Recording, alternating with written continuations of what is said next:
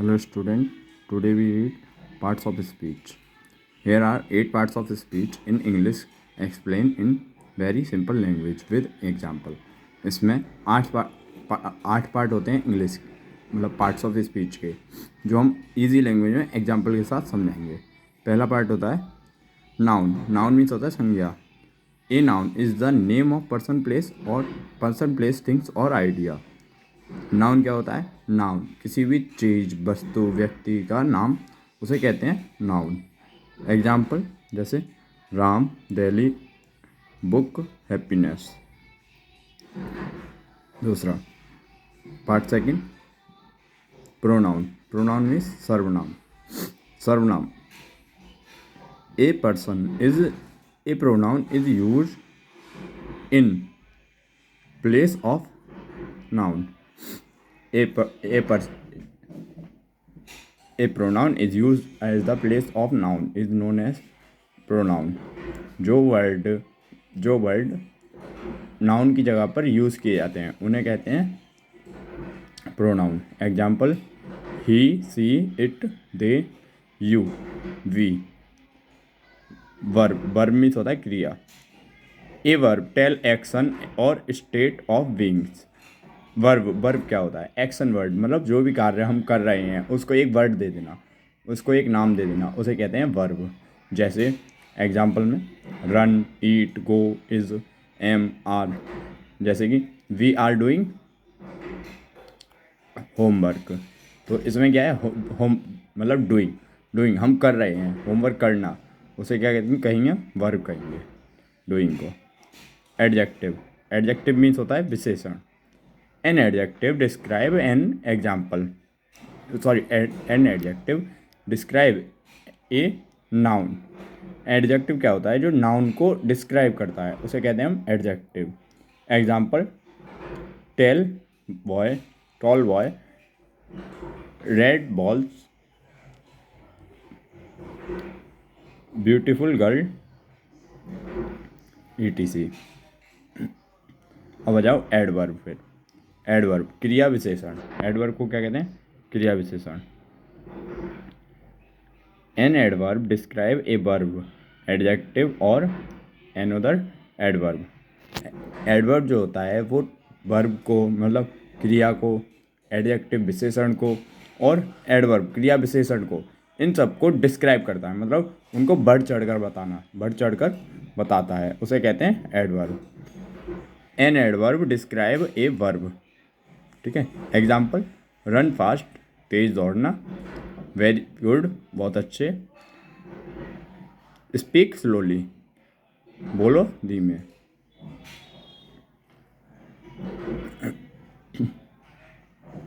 Preposition पूर्व स्वर कहते हैं इसे. ए preposition show relation of noun, pronoun and other words. Preposition क्या होते हैं? प्रीपोजिशन वो होते हैं जो दूसरे वर्डों का रिलेशन बताते हैं, जैसे नाउन का, प्रोनाउन का और अदर वर्ड्स का. जैसे कि example in, on, under, behind, between. Conjunction समुच्चयबोधक इन्हें कहते हैं. ए कंजक्शन जॉइंड वर्ड और सेंटेंस. एग्जाम्पल एंड, बट, और, बिकॉज. ठीक है. इंटरजेक्शन में जो होता है, पहले कंजक्शन का मीनिंग समझिए. कंजक्शन का मतलब होता है जो वर्ड एक दूसरे को जोड़ते हैं उन्हें कहते हैं, एक सेंटेंस को दूसरे सेंटेंस से जोड़ें उसे कहेंगे हम कंजक्शन. इंटरजेक्शन विस्मयादिबोधक. Interjection express sudden feeling. Interjection means होता है कि जब हमारे अंदर से कोई अचानक फीलिंग निकले. जैसे अगर कोई मैच जीत गए, हुर्रे. अगर कोई गलत मतलब कोई काम ऐसा हो गया जो हम नहीं चाहते थे तो कहेंगे अरे. ठीक है. अलास, हुर्रे, वाओ, ओहो. ये होते हैं कंजक्शन, इंटरजेक्शन. ठीक है. अब अगला आता है पार्ट्स ऑफ स्पीच में. पहला पार्ट होता है नाउन के हम काइंड्स पढ़ेंगे. Have are the eight main parts या काइंड्स ऑफ नाउन। हम जो है इसमें नाउन के 8 मेन पार्ट पढ़ेंगे। काइंड्स ऑफ नाउन, नाउन के प्रकार। Proper noun. A proper noun क्या होता है? व्यक्तिवाचक संज्ञा कहते हैं इसे वैसे, ठीक है। Name of specific person, place और थिंग। किसी भी वस्तु, व्यक्ति या चीज का स्पेसिफिक नेम हो, जैसे कि किसी लड़के का नाम है, लड़के को हम नॉर्मली कहेंगे बॉय, और वैसे राम, सुरेश, ये सब चीज़ें, ये सब जो है स्पेसिफिक नेम होंगे। जैसे आप सिटी का ले लीजिए, सिटी में ताजमहल, नहीं सॉरी, सिटी में दिल्ली, आगरा, प्रयागराज, ETC। और आया बिल्डिंग में ताजमहल, लाल किला, ETC, ठीक है।